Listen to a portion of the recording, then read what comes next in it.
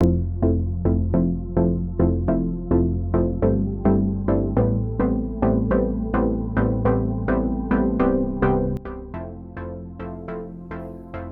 to Keeping It Real, where we feature entrepreneurs and enterprise leaders who share their great ideas in our guest blog found on shareyourstories.online. Our guest is Renee Besson, an accounting advisory professional and the founder of her own firm. We're going to discuss how she customizes plans for each client to drive profitability and how important it is to be authentic in whatever you choose to do. Renee joins us from Toronto, Ontario. Hello. Hi, Trish. Thanks so much for having me. I'm really happy to be here. You know, one of the questions that we have received from our viewing and listening audience was for you to actually give us an explanation to an accounting advisory professional, because I think everybody knows what a bookkeeper is. Everyone knows what an accountant is, but they wanted to give us a little bit more insight into what's an advisory accounting professional. You know what? That's such a great question. I'm so glad it's being put forth. So what I do is, like you said, everybody knows what an accountant does and a bookkeeper does, but we're taking it a step beyond that. So having your books done, that is necessary in order to file your tax return. You need that up-to-date information. So that is what we call in the accounting industry compliance, because you have to comply with the law, with the CRA to be able to do that.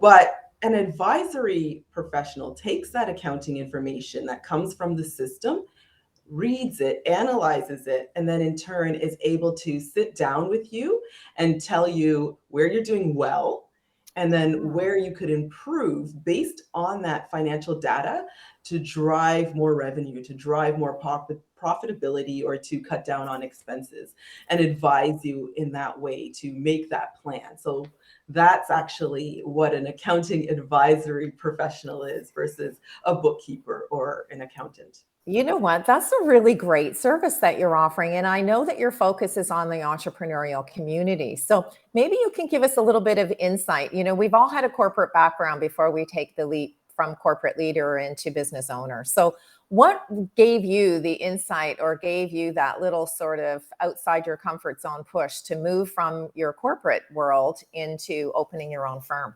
Yeah, that's a great question as well. So one thing about me, like when I was working corporate, I was very much behind the scenes. I was a lot of times in the accounting department of the accounting firm. So almost like doing the accounting for the accountants. But I really wanted to work more hands-on with the business owner and the business professional, because I felt that I really do feel that that piece, that advisory piece, is what is sometimes missing. Like people, like I said, they get their accounting information, but just taking it that step beyond. So I felt like being a little bit more integrated, or working more closely with the business owner would give me that opportunity to offer that level of expertise. And so that was a big thing for me in making the transition. You know, it's almost like you want to make a human connection, right? Because, you know, when you're in a larger firm, you don't necessarily, as you indicated, have an opportunity to make the direct connection with the client, right? And if you're working in the entrepreneurial community, you almost become an integral part of their team, even though you're working on the outside with the numbers and providing them with advice. So how does that connection how have you found in your practice, how that transition has sort of happened, where you've not only looking at the numbers, but you're providing strategic information to your clients? Yeah, so that's another great you're full of great questions. Yeah, so basically, providing strategic information, like I've said to you before, like even in our personal life and also in our career, our business life, it's all about relationships. Right. So when you have a client, you're building trust, you're building a relationship, you're a team member. And so when they trust you to sort of fulfill that role, because that's my strength, that's what I do, that's what I know. So that enables them to take care of the other aspects of the business, doing like the production part of it is what I call it. And so that kind of enables me to make that transition. It's based on a relationship where they can trust you.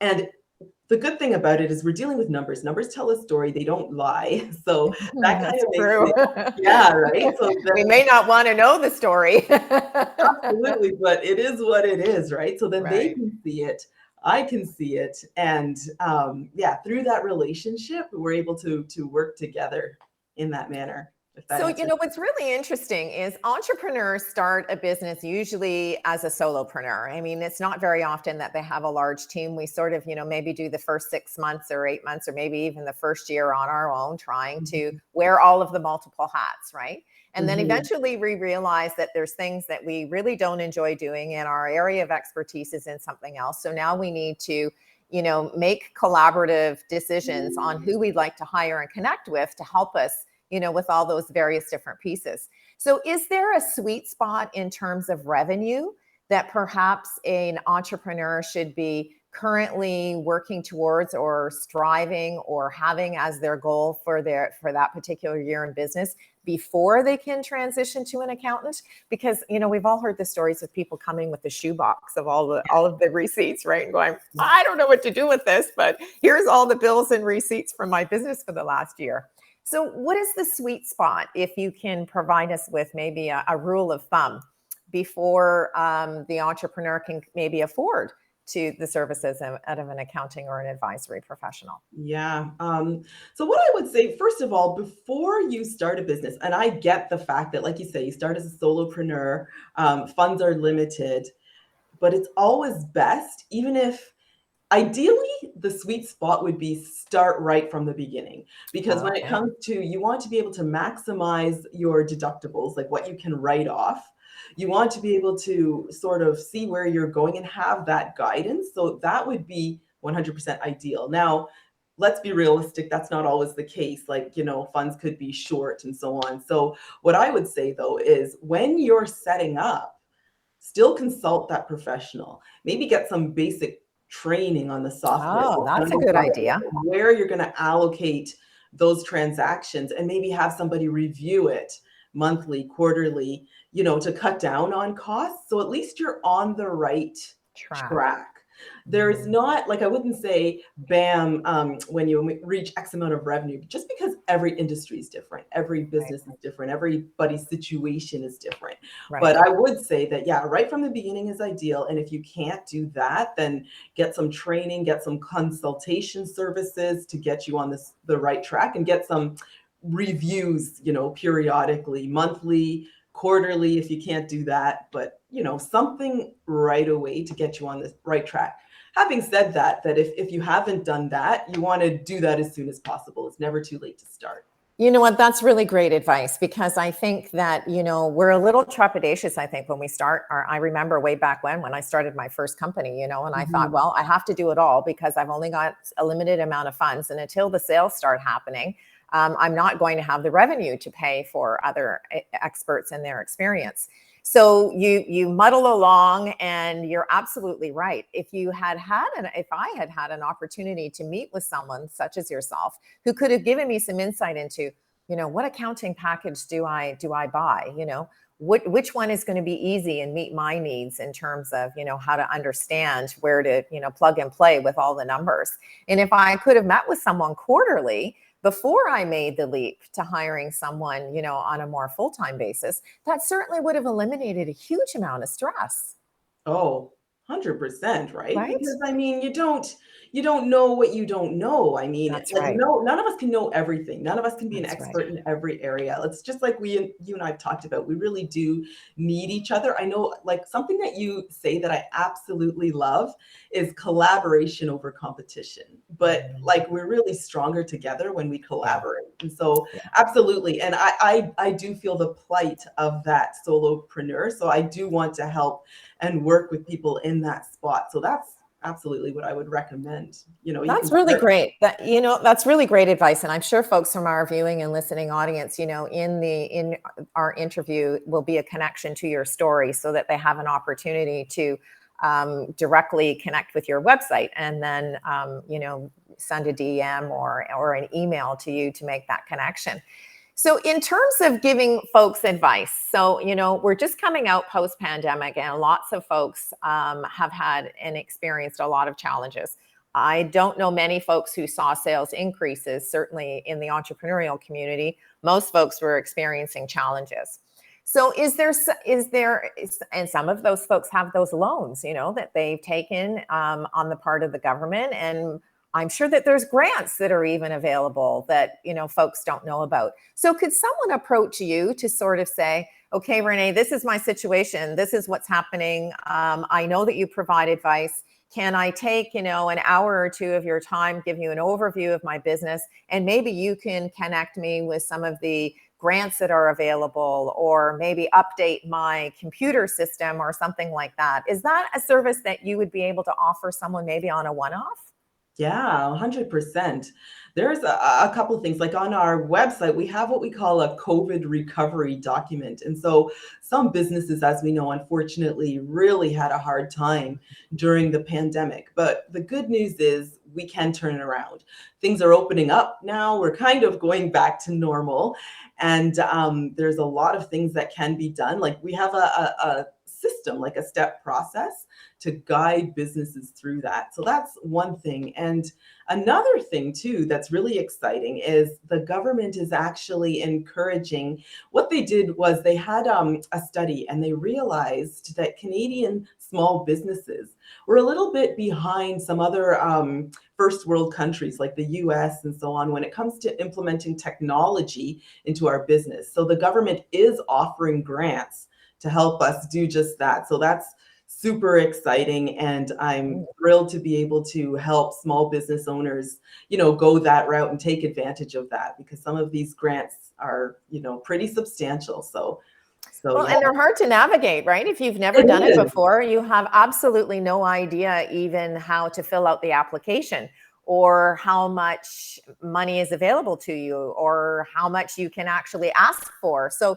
that would be really a wonderful connection. To your point about collaboration over competition, what a wonderful way to be able to connect with someone who has all the skills and experience that you can tap into with a phone call. You can have a few hours either on Zoom or whatever other profile or platform that you may like to use, because I'm sure, I have found one of the really wonderful things is now nobody's afraid to make connections online anymore. No, it's true. Right?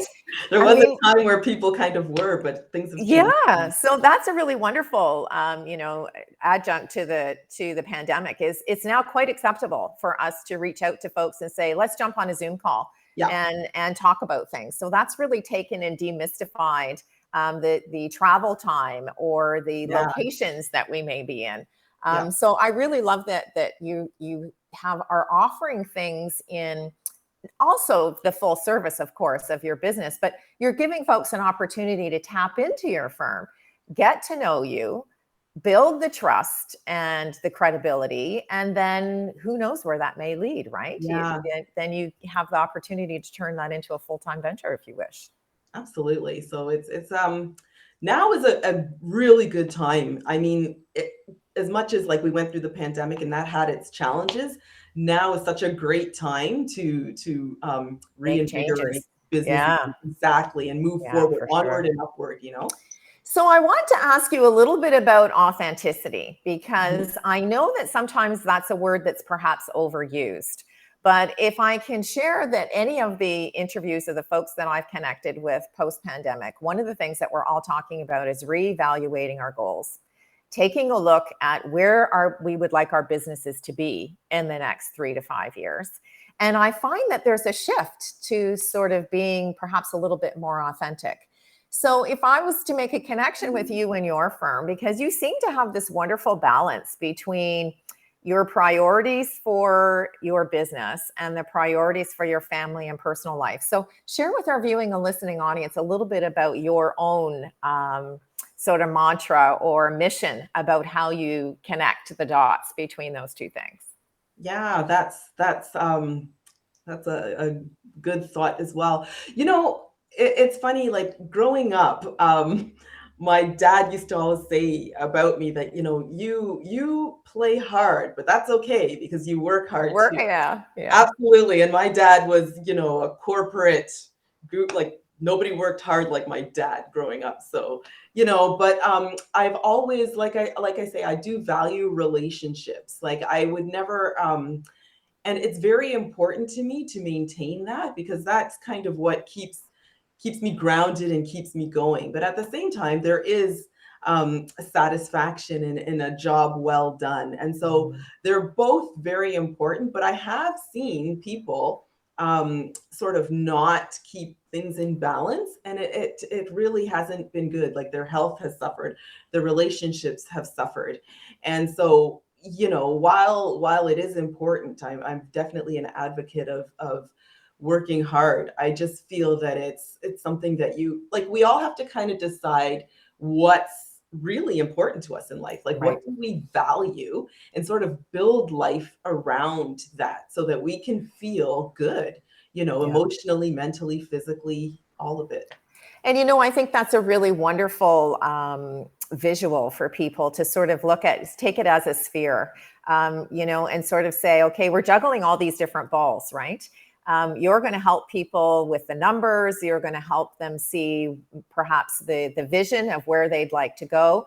But we also have to remember that there's a life that needs to be supported by what it is that we choose to do for a living. So I think you've got a really wonderful balance there between being able to advise people on where they see their future, but also giving them the reality check about where they are. Hmm. Because I think that's Absolutely. really important for every entrepreneur, right? Yeah, 100%. 100%. We want to be focused and driven in our businesses, but we don't want to let other things fall through the cracks, right? Right, right. Now, one of the things that we do in the guest blog is we ask folks to share 3 words of advice. And your 3 words are you, do, you. So Yes. give us a little bit of insight into as to why that's important to you and how it can apply for our viewing and listening audience. Because I believe in our careers, we need to play to our strengths, right? So whatever it's kind of like you and I've had conversations about the fact that we all have things that we're good at and things that we know a lot about, and then other things not as much. And so when we're in our careers, like you do you is pick something that plays to your strengths. If you're good with people, or if you're not, and if you're good, sitting behind a desk and really being analytical, something that plays to your strength. And I really believe that this philosophy is not just in our careers, but it spills over in Into life. life. Like, Yeah. you know what I mean? Sometimes we go through life and we try to be what people think we should be, or but there's nothing wrong with, we've all been given personalities that are different, and there's no wrong personality. So I really believe in just authentically being who we are, and that will come out in every aspect of our lives, including our careers. That is so true. And I really want to thank you for demystifying and providing us with a little bit more insight into the advisory work that you're doing from an accounting perspective, because it can be scary for lots of people. But I think that you've really given us something to think about and demystify, the things that were perhaps outside our comfort zone and really maximize our strengths. So thank you so much for sharing a little bit of what you do in your firm and how your perspective is on business and working with entrepreneurs. Thanks, Trish. Thanks so much for having me. I've really, really enjoyed being here. To you, our viewing and listening audience, I'd like to thank you for joining us in this edition of Keeping It Real, where we introduced you to the person behind the logo. I'm Trish Tonai, founder and host for the series. And if you're interested in sharing your business story, visit our website at shareyourstories.online. Thanks again for joining us, and we look forward to meeting you next time when we share another great idea.